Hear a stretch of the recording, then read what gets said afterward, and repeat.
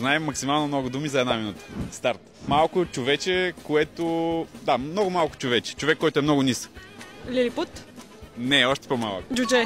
Точно така. Две думи са. Има кетчуп, майонеза и друг вид нещо, което се слага за подправка. Сос. Да, това е втората дума. А първата е такъв, който на скара слагаш разни неща. Решетка, на която се печат меса. И това е такъв вид сос. Има обикновен... Барбекю сос. Точно така, където се теглят жените. Къде се теглят? Колко килограма си? Сега качваш се върху него. Точно така. Аз го имам над устата си, обаче когато той е обърнат нагоре. Това, което ми е над устата.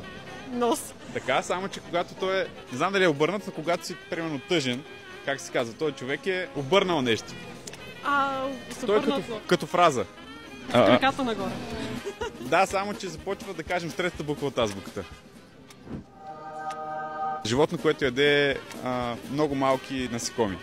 Има дълъг нос и ги засмукват. Мравояд. Точно така.